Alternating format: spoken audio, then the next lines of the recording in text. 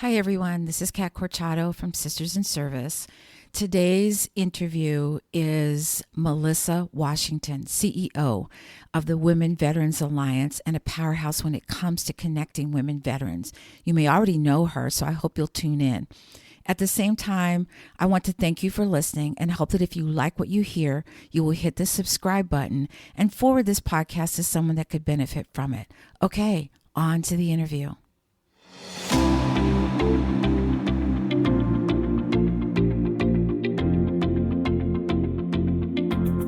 Hello and welcome to another segment of Sisters in Service. I am your host, Kat Corchado. Our guest today is Melissa Washington, a Navy veteran, CEO, and founder of the Women's Veteran Alliance.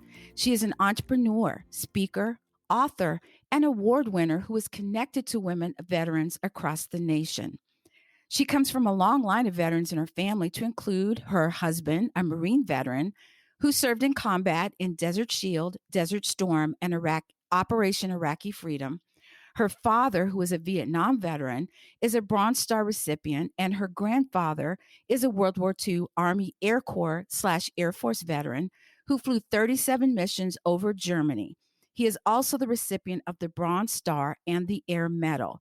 She has also been featured on television with ABC, CBS, and Fox News, The Dr. Phil Show, Lifetime Channel, and more. Sisters in Service, help me welcome Melissa Washington. Melissa, welcome to Sisters in Service. Thank you, Kat. I'm very excited to be here, and I'm very excited to be on part of your new endeavor. Well, thank you. I read your bio and I was like, oh my gosh, some of this I didn't even know. You're so like down to earth and everything where you could just be like, I'm only taking autographs on this day, and I'm only But trust me, I got people lined up that want to be my manager. And I'm also proud to be, a part of a women veterans organization where we collaborate a lot together. I've attended a lot of Melissa's webinars that she does. But I'm also proud to, I think, call you my friend, and colleague in this endeavor. So, Melissa, tell us, you're a Navy veteran. Did you pick the Navy or did the Navy pick you? Well, for the most part, the Navy picked me. When you go to the recruiting station, they've got all the branches of services right next door to each other. Of course. Um, and the Marine Corps, they had the pull-up bar, which I had to easily bypass that one because I would not have passed that. And the Air Force, they weren't, nobody was there. And then of course, the Navy's like, well, come on in and talk to us. And so that's where I landed. And they, of course, like any other recruiter, they share with you all the stuff you can do and be. And so I signed up. Nobody believed that I signed up for the military. I was a year in community college, getting my degree in early child education because I was going to be a teacher. And I joined the Navy. And I'll never forget the senior chief who recruited me. He says, I've never recruited a girl. And he was very nervous because, we would meet at Sizzler for lunch because it was across the street from the recruiting station. I mean, this dude was like a sweat. He was nervous. Aw. It wasn't bad. It was just, he was nervous. Nervous. Yeah. Wow. So I would think that being in the military is just part of your destiny, that you were going to do some sort of service in the military, not necessarily Navy, but it was just part of your destiny. I mean, look at your family line of veterans in your family. I mean, that's amazing. Yeah, and it wasn't one of those things where, growing up, I'm going to join the military. I mean, I Right. saw the negative effects that it had on my dad from his time, serving in Vietnam and all the stuff he's gone through. So it wasn't one of those, but it was the plan, and I followed the plan. And if I didn't, I wouldn't be here talking to you today. Right. A funny story. I almost went in the Navy. So my dad was active duty. He's retired Air Force, and I'm retired Air Force. But before I went in the Navy, because I thought, wow, their dress whites are amazing. And the recruiter knew me. He goes, "Your dad was Air Force, right?" And I go, "Yeah." And he goes, "Stay in your lane, honey." Oh. I was like, "Yeah, that kind of makes sense." He goes, "You want to be on a ship for this amount of time." He goes, "Stay in your lane." So I did, so I went in the Air Force like my dad. Uh, so I always ask this of female veterans, what was your favorite assignment and your least favorite assignment while you were active duty? So I'll start with the least. Okay. That was my well, it's the least, but there's a good thing that came out of it. But my least was when we went to our A school, which is your school you go to after boot camp, Mhm. and it was in Meridian, Mississippi. And I grew up in California in a very diverse community, um, and to go to a place where you'd probably see like on a TV show or TV and see that it's real, uh, Yes. the racial Culture tension, shock. yeah, big time. And this was 1991. I mean, Yeah. there was a clear divide. I mean, whether you're black or white, I mean, it just was Very apparent. very much so, very much Mhm. so. So you just stay on the base, and then they close the base, or because there was a KKK rally, and Right. it's just one of those like, okay, I don't want to be stationed in the South. I don't. Right. Um, and of course, when you're get ready to graduate, they give you, of course, I wasn't the top of my class, but I was up there, but they give you your choice of Mhm. duty stations. And I chose a ship out of Little Creek, Virginia. Right. But to go back of what happened in Reading, Mississippi, that's where I met who would be my husband. Oh, We've been married now 26 years, and congratulations. thank you. So we met in Mississippi. He was in the Marine Corps, and of course, I was in the Navy, and I went my way, and he went his way, and then a couple of years later, we reconnected. It was destined. You guys It were was meant just, to be together. yeah, a lot of craziness, but I don't. I was stationed on two different ships, but I was fortunate enough to go on a 6-month deployment on each of those ships, Mhm. which I've met people in the Navy that it had never been on a deployment Yeah, I on a have ship. too. So, Yeah, I have yeah, too.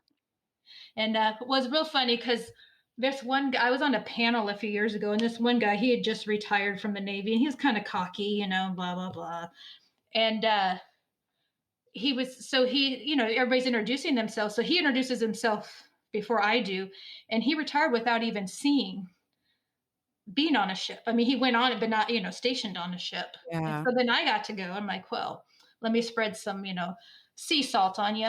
Um, Here you go. for my short time, but even though my time wasn't, it was just it was a lot happening. I mean, 6 months to the Mediterranean, and then Yeah. coming to the West Coast, and then doing a 6-month deployment there. And this is when the Persian Gulf, everything was still hot over there. So, I spent Christmas off the coast of Somalia Mhm. in '93 during that whole time. So it was so I don't know if really a duty station, but I guess the Yeah. different ports and the opportunity and the things you get to see as a 19, 20, 21-year old that most people may never see. Um, Absolutely. I tell people all the time, I thought I wasn't born into the military, so my dad was already in when I was born, and I thought, you move somewhere every 3 to 5 years. That's just what you did. And, now that I think about it, I feel like I was really fortunate because as a child, I got to see so many countries that a lot of kids never get to see, and I got to live that. So, I think I was very fortunate, on the one hand that I got to see those types of things. So there's some upsides, to oh, there being, is. military, and the downside is I could not tell you who I went to first grade with. I could tell you that. Yeah. Or second or third or 10th. But you remember But the experience, right? yes, And that's absolutely. and I feel too the people that have served in the military, we look at things differently because we've experienced and seen things differently. I Yes, I mean, totally agree.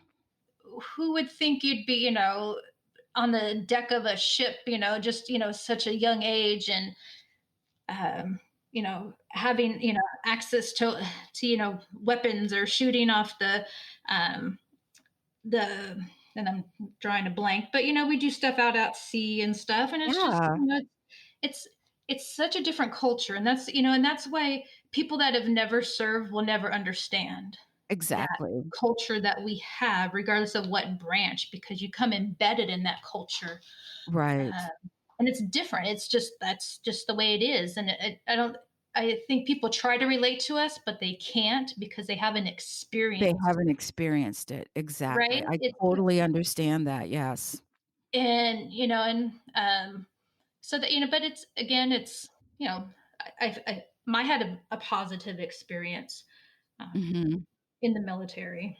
Oh, yeah, I did I would too. do it again as long as I got to be in my 19-year-old body, not my almost Oh, 50 yeah, body. that. I got to, go home and see my mom, and we were on an Air Force base, and I just looked around, and I had, texted my husband, I go, "I miss this." And he goes, "Really?" I said, "Why is it so?" And he says, "Well, you did 20 years." He goes, "Of course you're gonna miss it, as part of your life." But it was just like, "Oh, my people, okay." Right? It is. It's just something It that is. they embed in you. I mean, when you go to basic training, they break you down and build you back up. And those are just things Exactly. that whether you say certain things or you stand a certain way or position your belt a certain way or choose, it's just something that's part of who we are. Right. And yeah. I totally get that. So, you started the Women Veterans Alliance. Why did you feel there was a need for this? What did you feel was missing or was needed for women veterans? Well, initially, I didn't realize the need until I started it. I came from, working in corporate America, and I live in the Sacramento area, but I was looking for an opportunity to connect with other women veterans in a more of a professional setting. I was in other women networking groups. I'm like, okay, there has to be something. So I had called around, and at the VA, there was a MST group. I'm like, that's not what I'm looking for. And I was Right. not looking for the traditional VFW, American Legion hall environment. That just honestly, that's just not me. Even though I am a member of the organizations. But so my starting it as, I guess, in a sense, first of all, my need to want to connect to other women. Um, Yes. and I knew a lot of women veterans. I teach LinkedIn classes. I'm sandwiched between two Air Force bases, Beale Air Force Base and Travis Air Force Base. And before I started this, and I still do, I still teach LinkedIn classes at the Air Force Base. So I still kept that, that connection to the military, but there wasn't anything out there. So December 2014, I put a post on Facebook and I said, "Hey, I'm getting this group together. Who's interested? We're gonna meet at El Torito's in Sacramento." And that's what it was. So I knew some of the ladies, and then some others were referred by somebody else. And there's about 20 of us. Pretty much none of them knew each other. But every time and I'm already getting the goosebumps. Every time I think about that night, here we Mhm. are. We're in this Mexican restaurant, and then they give us an area. It's not completely like closed off, but this is this long table, right? Right. And we're there, eating, drinking. We're just shooting the shit. If you have to bleep that out, but it's just one of those things, right? We're just everybody, and there's officer enlisted, all branches, and everybody's like, "Wow, this is something that I needed for this," and it's like, okay, and that's where it started. And I tell people this was just a hobby. This was, I had my own speaking business. I had just launched my book the previous year. I'm like, Right. I can get women together, once a month for dinner and find a speaker. And then it kept growing and growing. Wow. It was just one of those months. So we agreed, okay, let's meet the third Thursday of the month. And then Mhm. they just kept coming. Um, And it was so organic. It wasn't like something you're like, "Yeah, let's just do this," and all of a sudden you're like, "Okay, oh crap, it's getting bigger." it is, but it was so interesting because I mean, one of the ladies came and she was serious. She says, "I thought I was the only woman veteran in Sacramento." I mean, she was like dead on serious. And that's how she felt. Yeah. Well, I think Um, that's how a lot of women feel. I mean, that's one of the things that women are dealing with even today is that feeling of isolation because women don't self-identify. So if I'm talking to you and you don't have anything on or you don't say anything that signals that you're a female veteran, I would never know. And so that's why I feel like, what you're doing and what other organizations are doing is still so needed today. oh, most And definitely. yeah. And I didn't realize again when I started the need, and then I realized the need because I'm here talking to these women, and of course, we all share similar experiences. Some of us have very different experiences, and just to hear and to see and to listen to women and their stories and their struggles and where they are, and they're a lot of them, are working or they're going to school or they're owning their own business or they're might be looking for some help. But it's just we are a reflection of society, right? Of Yes. people. So, and then again, being in Sacramento, again, being a very diverse area as well, in community. So I kept going with this, and it was just one of those things. And I'm an entrepreneur at heart. I mean, I was like, okay, what can we do? So it became okay. Now let's have official name. Now I got to get a website. Now I'm gonna get Facebook, right? And it So just kept growing. it did. And then it's like, okay, now I got to get a logo. So I had to so it's all these things. And it's like, but how do you fund something like this? Because there's a Exactly. cost. I mean, even though Yeah. people, whether it's, I mean, even nonprofits, they're business. So I'll just say just any business, right? Whether your tax entity is nonprofit or not, it's a business. So you have to set it up and I was already in. I was Right. already jumped in. I was already in the deep end. Not bad because I can swim, but I was in. I Right. couldn't I couldn't get I couldn't get out. I mean, I could have and just stopped and say, okay, I'm done. But it's like, how can I continue to do what I do, but also how can we make this so it's a sustainable organization that can continue to help women locally, but also to the need nationally? Because here are these women, they're telling the other women that they serve with, oh, we're doing this and we're doing that. Um, with that. So that was Right. just, honestly, if I put a business plan together to do this, I probably would not have done it. Just looking at, okay, how do we make money to do this? I know. You're like, Honestly, whoa, let me put this over on the side. yeah. But I was so into. I mean, I mean, I get up every morning and it's like I serve. I mean, Yes. I'm here. God put me on this earth. He gave me all these other stepping stones and other experiences and other things that I've experienced in my professional military, life to Yes. do successfully what I do today.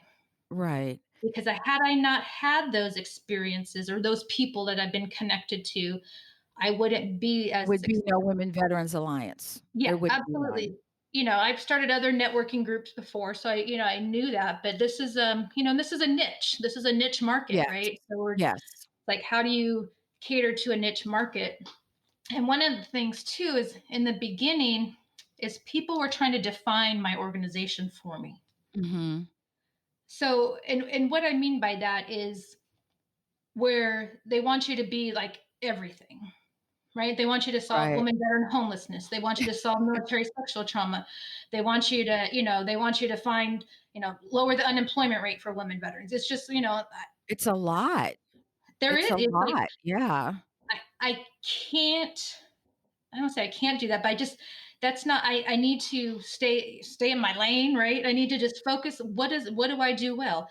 I was a Mhm. recruiter for over 12 years and worked in human resources. I can help people find jobs and get connected. And I've owned businesses. So Right. let's focus that. And I'm an excellent networker. I'm did that prior to this. I can connect people. It's like, someone wants to know someone, I'll connect you with them. But I So, and think I that's think where the magic is, Melissa. It's like you say you're not everything. The Women Veterans Alliance isn't everything, but through connection and through people connecting to you, you can actually help some of these women through your connections. You know what I'm saying? Like women absolutely. veterans helping other women veterans. and that's where the collaboration comes in. It's looking for partners, that have expertise in those areas, so you can, connect women with that. So you're not saying, oh, call 1-800 whatever number, Right. or you can actually connect women with, With a person. yeah, Yeah. it's like, okay, I need help with my VA, my disability benefits. Okay, you're going to talk to this person. They're going to, sit down and go through this. Or I want to start a business. Who do I go to? Those, Right. or, having issues. So I had to do what I know best. And that's where I don't have PTS or nor MST. So that's, I Mhm. think we should focus on what we've experienced or what we know. I mean, granted, Right. I can talk about that just more in a general sense, Mhm. but not as personal experience with So do that. you feel that when women I still feel that even today there's a disconnect about women veterans from the time they leave active duty to becoming a veteran. Do you still feel that's true?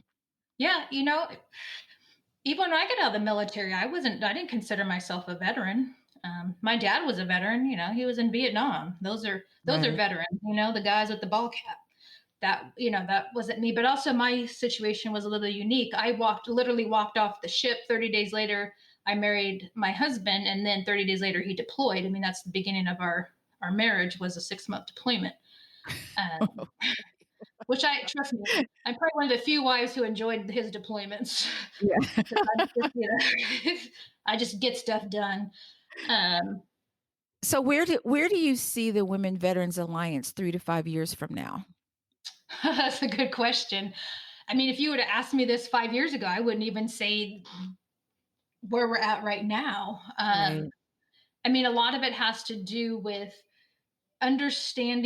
still understanding the needs that are out there, because we can create programs and we can collect stuff, but if there's not a need, it's not a purpose. Right. So, looking at these last 5 years, I mean, it's all purposeful. Everything's purposeful of what I create, because it's based on the need. But what Right. I feel we need to scale. There's 2 million women veterans out there, and that's not even including active and duty and reserve ladies. Right. And even if you combined your organization, my organization, others, we probably haven't even hit 10% of that. Or maybe, you know Right. what I'm saying?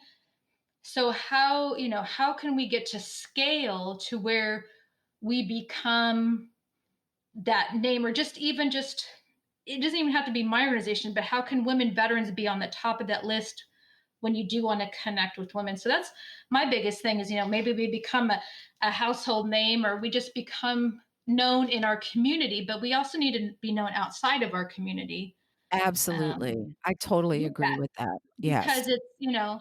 I had a mom email me the other day, about her daughter. She was concerned. She was out in New York. I mean, she's like, I don't know. And I came across your website, and is this anything you could help me with? So then, I got her connected. But and that's what we need. We need to have organizations where they can help people that way.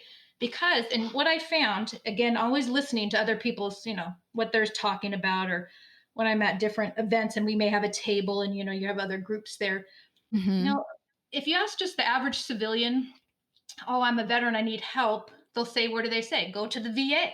Go to Yes. It's Okay. exactly what they say. Seriously. So how do we change the mindset of people? And that's not the right answer.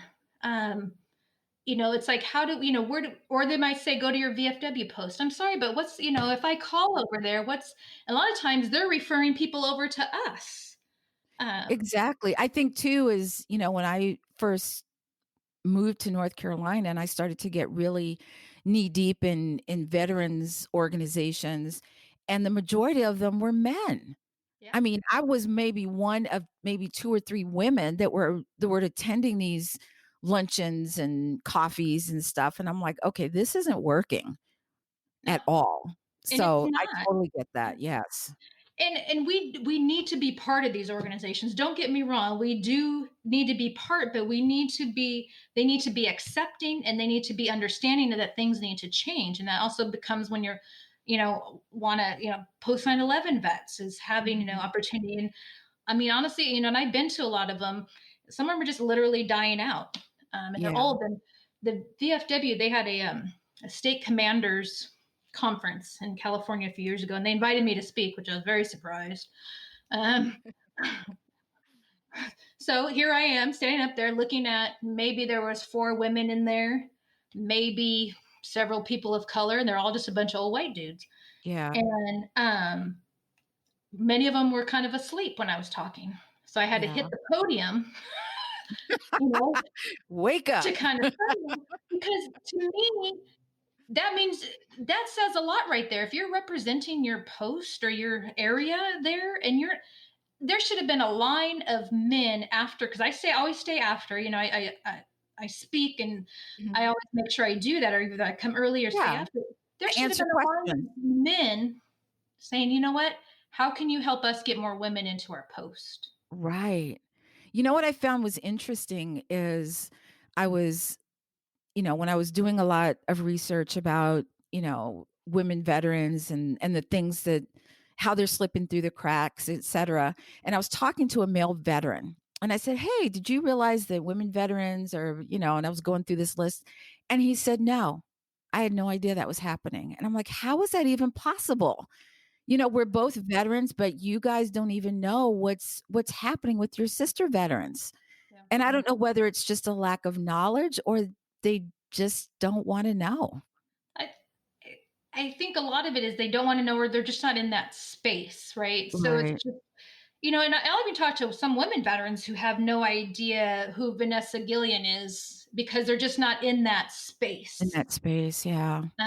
But thankful enough, a lot of this stuff is becoming, even with the VA secretary, a lot of this stuff is becoming mainstream media, which I'm like, thank goodness, because I Right. see stuff, but the average person's not going to see it until it hits like the New York Times or Newsweek or one of those other publications, or you've got, Congress or senators doing stuff. But I just don't think people are aware. Mhm. When you hear the veterans, you're gonna talk about homelessness, right? You see that on the TV. You see the disabled vets with the on the TV. You hear about the suicide, but there's Right. so much other things. And again, that's where it's so critical, Mhm. whether it's me or other women going to speak to organizations. I mean, that was part of my 2020 plan, Right. which got, Oops. like, 'cause That I can came tell to a you, halt. yeah, it did, and I know a lot of them started going online, but it took a while for a lot of these other like Rotary and other groups that I would speak at to go Mhm. online but that was, we need to be in front of these civilian organizations so they can have, again, it's a mindset shift. Yes. It's I it's totally thinking agree with of that. what now I planted the seed. So I Mhm. planted the seed to thousands of people because I want them to think about when they see a woman and she's got an army t-shirt, maybe she's at Target or Starbucks or pumping gas or whatever, Right. that the automatic assumption it's not it's that's is going to be her husband's shirt, not her shirt. But now the seed is there, so more than likely she might say, "Oh, that's it's an Oh, army yeah. woman veteran," or maybe I go and I approach her, thank her for her service. But we have to change that. We have to get out the negative um, stuff that's out there too about veterans. Right. And I know that stuff we have to share because it helps. You got to tug at the heartstrings and Yeah. get money in. But what can we do? And so I feel what my organization, what we're doing with, again, not the intent, but what's happened based upon need is I feel we're preventing homelessness Mhm. because we can help women before they even get there, or maybe they're right there but they're already connected to us Right. somehow, or maybe Right. they're in the Facebook group, or maybe they're on our Twitter, but now they know there's someone there.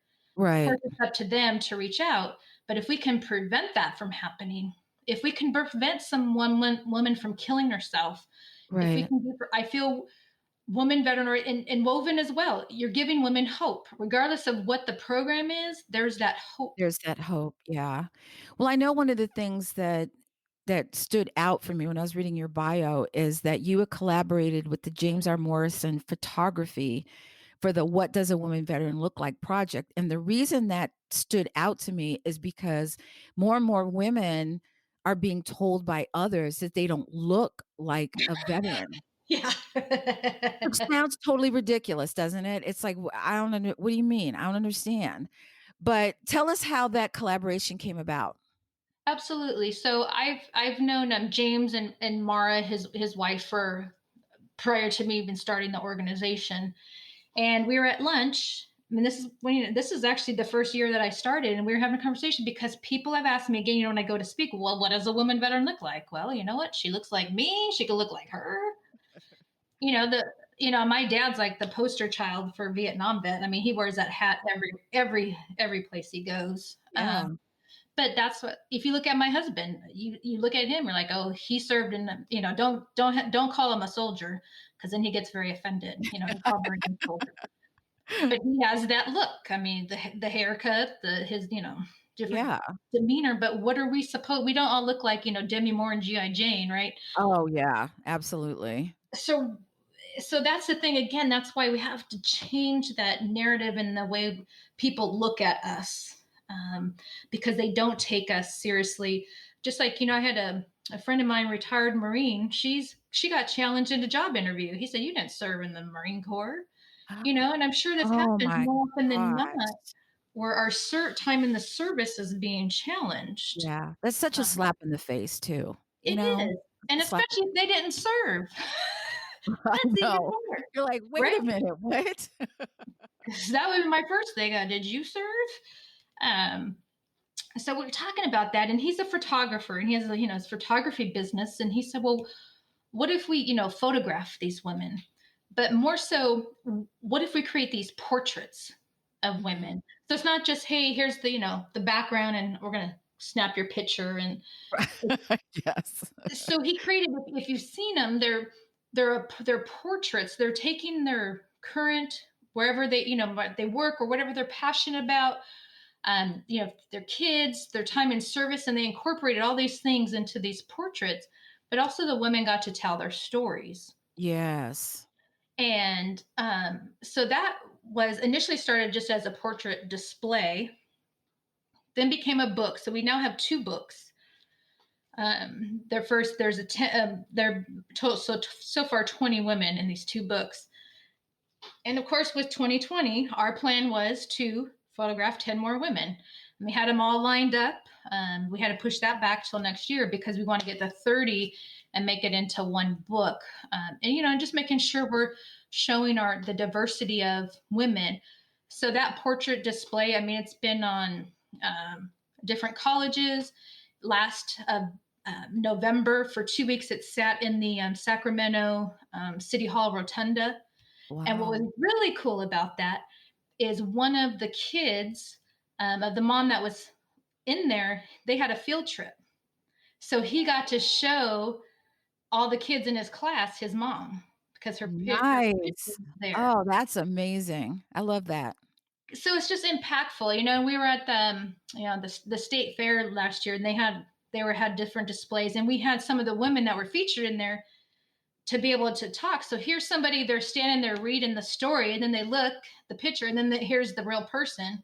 So they got to interact, and that's what we need. They need to see women, what they're doing, who they are, their challenges, Right. their accomplishments, and just all the good things, that because we continue to serve after we get out. Yes. Most somehow, some way. It doesn't have to be a formal organization, but that's just embedded in us to continue to serve our community. And that's why a lot of people transition into government work, Right. um, serving. So that's our. So next year, hopefully, we'll have our next 10 women, and we have and I'm hoping she stays on. We have a World War II vet. She's 95. She was our Oh, first one to man. photograph in March. But again, we Yeah. had to shut everything down, so they couldn't Oh, I would photograph love to her. talk to her, man. Just the stories, those women who served before us. That must be amazing, you She know. and you could actually so I had our first unconference in 2016. She was actually one of our speakers. And it's on YouTube, her Mhm. clip of her talking, and she's this petite little lady. Um, very rambunctious, and she's got just some great stories to tell when she served. Um, So I know you mentioned being an author. Tell us a little bit about your book. yeah, so my book, Get Back to Work. Um, so the reason I started the book, so I'll have to take it a step back of how I got to write the book. And let me tell you something. I hate to write. I if you can just put me on Twitter, 140 characters or less, I could probably do well at. I could Yeah. talk, but just having to write. So that was a challenge for me just to write. But I felt I had the information, what I wanted to share. I wanted more people to see it because I felt it was something that is valuable to others. So in 2008, I got a promotion. My company relocated me from Southern California up to Sacramento to manage the Oracle account. Hmm. So we all know what was happening in 2008. I mean, the economy was going down, down, down. Right. Um, and then in 2009, I got laid off there. So I'd only been in Sacramento like 5 years, excuse me, like a year, and I only knew about 5 people. So that was a challenge because your first year you're working, you're like working, you're not out there mingling and just Exactly. trying to get the job done. And so I had that. And then I'm like, okay, I could find a job. I've been a recruiter. Well, I mean, Sacramento just dried up very quickly. So here we are, 2010. So 10 years ago, I'm like, okay. I saw this article in the paper about that the Employment Development Department was having a workshops for professionals. I'm like, okay, well, I think I qualify as a professional. So I got in right because you don't know. It's like, okay, um, got in there and then started going to these workshops. Met some great people, and actually, some of them are still friends with today. But one of the things that they shared again, so think of this 10 years ago, is she had a slideshow about how to use social media to find work, how to Hmm. use LinkedIn, how to use Twitter, how to use Facebook. And it was very just general, generic. And I'm like, I know how to use LinkedIn. Like I've been on it. So I started holding LinkedIn workshops at my dining room table for job seekers in 2010. I was still looking for work, still, unemployed. But one of the things I started to do is I started to network. So here I am meeting people, and this is why I'm able to do what I do because I've met people before I even started Women Veterans Alliance, even when I was Right. unemployed. I'm meeting these people. Um, then I which led into my LinkedIn business because I was doing training and I started charging for training, and then now people are paying me to speak, and so I'm traveling and doing this. But one of the things that I liked, again, networking, I'm like, let's do a job seekers group. So someone had started this active job seekers group in the area, and he wanted to start another one in the city. So I took it over, and we would meet the job seekers and helping people. I mean, it was packed. I mean, this is again 2010. But Right. one of the things that every time they would always ask me, what do I need to do? What are the top 5 things that to find a job? Because a lot of them hadn't looked for a job in a long time. Right. um, and I'd run off the list, and then I ended up printing the list, and the list is actually now in the back of my book because that's where that started from, was the list, Right. is Wow. expanded upon the list. So I would say, "Are you on LinkedIn?" And it'd be like, "Link what?" I'm like, "Okay, well, you need to come to my workshop. Let's get Linku. you on there." And seriously, I mean, that's what they would be like, okay, and then, we talk about, of course, about the resume, and then we talk about business cards, and then we just talk about just, you know, do you have your elevator pitch? So it's just these things that I would just continue to say. And then I'm like, Right. I can expand upon this and then put in a book, and then I can get more people to see. And it's not a big thick book because I know it's like I was unemployed for almost 2 years. I mean, It's a long time. Yeah. I was working. I just Yeah. wasn't getting paid. I mean, Right. of course, it's all it's all paid for, for it. It's happening, Right. but it's one of those things where, okay, I don't want to write a big book again. I didn't like to write, so I just wanted something practical, and then at the Yeah. end of each chapter, it's like things to do, and just so that way you can get something out of it. And I didn't want to talk. I feel work, and they're just they're smart and savvy strategies, because when you're in small business, and this is applicable to people in business. Right. You can pick up my book and you get the same strategies because it's the same thing. It's just you don't Same have a thing. resume, right? Yeah, Um, exactly. it's the networking. The longest chapter in there is LinkedIn, which I ended up actually right when not my unemployment was getting ready to run out, and Mhm. ended up connecting with somebody at LinkedIn and got hired there and worked at LinkedIn Wow, look doing how that worked out. it was it was that was meant to be because what had happened that year 2011 is I had LinkedIn gave me like a free ad to advertise my LinkedIn workshops. So I'm like, oh, I'm gonna, Oh. advertise and you could target. So I'm like, okay, I'm doing them in Sacramento. Well, just so happens the director of sales effectiveness lived in Mhm. the Sacramento area and he saw it and he's like, who are you? And we met for coffee. And then a few months later, I reached out to him and said, hey, how's it going? He's like, hey, would you be interested in working at LinkedIn? That's not, I'm like, okay, when do I start? He said, Friday. You're like, "I'll be there. I'll be there Thursday." Right? But what's really cool about this story, and when people are looking for work, they should always keep an open mind. Yes. They never posted that job. It was never posted on any, Wow. job boards or anything. They never asked me for my resume. See, it's all I keep telling people, when especially, like my family and like, "Oh, I put my resume in," and I said, "The best jobs are the ones you get from someone you know." Yeah, right, right. It's got nothing to do with an HR manager or going through the whole resume process and the interview. It's who you know, Absolutely. you And I tell know? people a resume is just a piece of paper. It's a You piece of know, paper, yeah. And there are a lot of people that sound amazing on paper. Amazing. They like walk on water. And then then they get to the job and you're like, "Okay, is this the same person?" right? You're like, well, they probably had somebody probably paid somebody to write the I resume. know, right. So, So, Melissa, one last question. yep. What are 3 things you would advise a woman veteran to do leaving when she's leaving service today? Like, before she leaves service, what 3 things would you tell her to do? So, well, one, she should be on LinkedIn. That should be one, two, and three. I love that segue.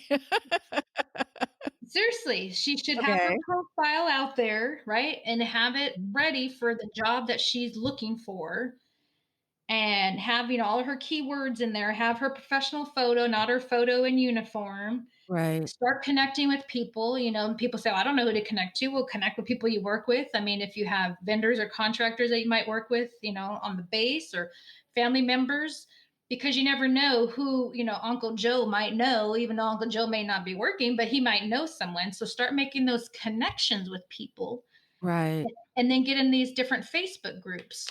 Like LinkedIn has the Veteran Mentor Network group, which is a very large group. There's a whole bunch. But say maybe you're interested in getting into project management. Well, guess what? There's PMI groups there. Join those groups. You've got to right, start getting out there and getting that information. right. Making a list of companies you're interested in working for and start connecting with the With people those that work at people. those companies.